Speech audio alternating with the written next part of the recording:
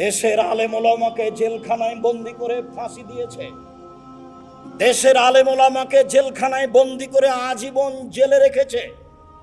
দেশের সুনামধন্য সুখ্যাতিপূর্ণ বক্তা জনাব দেলোয়ার হোসেন সাঈদ রাহিমাহুল্লাহ তার একজন, যাকে আজীবন জেলে থেকে দুনিয়া থেকে বিদায় নিতে হয়েছে। কেনা তাকে চিনে না, কেনা তাকে জানে না।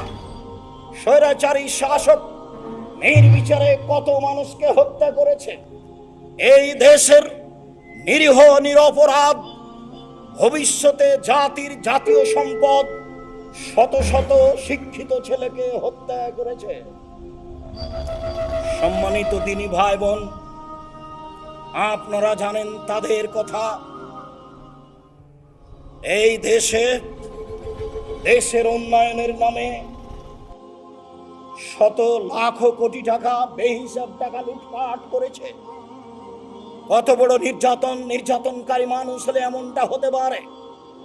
দেশের লাখ কোটি টাকা খরচ করে এই দেশে স্বাধীনতার নাম দিয়ে শত হাজারো মূর্তি ভাস্কর্য তৈরি করেছে। জুলুমের নাই শেষ, নির্যাতনের নাই শেষ, যা আপনারা অবগত আছেন। পৃথিবীর মানুষ জানে নির্বিচারে বহু মানুষকে হত্যা করেছে, ক্রস ফায়ারে বহু মানুষকে হত্যা করেছে, বহু মানুষকে গুম করে অন্যায়ভাবে ন্যাক্কারজনক, নোংরা, অশোভনীয়, ঘৃণিত পদ্ধতিতে হত্যা করেছে। সিলেটের বিত্তশালী সুনামধন্য এমপি ইলিয়াস তার অন্তর্ভুক্ত। সম্মানিত দিনী ভাই বোন, কত মানুষকে হত্যা করেছে। তোমার শক্তির কাছে আশ্রয় ভিক্ষা কামনা করে বলছি, তুমি সব কিছু করতে পারো। আমাদের যারা মারা গেছে তুমি তাদের কবরের শাস্তি মাফ করো। আমরা যারা অসুস্থ তুমি তাদের আরোগ্য দান করো। আমরা যারা বেঁচে আছি তুমি তাদেরকে তোমার রাসূলের পদ্ধতি অনুযায়ী চলার তৌফিক দান করো। তুমি আমাদের জন্য ন্যায়পরায়ণ শাসক দাও, তুমি করতে পারো। তুমি আমাদের দেশের নিরাপত্তা দাও, তুমি আমাদের দেশে শান্তি দাও।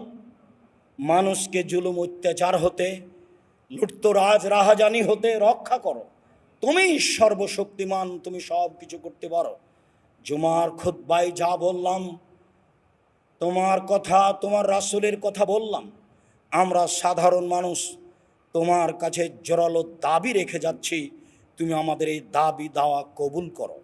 তোমার শক্তির নিকটে, তোমাকে সর্বশক্তিমান মনে করে, তোমাকে অন্তর থেকে প্রাণপণে বিশ্বাস করে, তোমার দরবারে দেশের সার্বিক কল্যাণ কামনা করে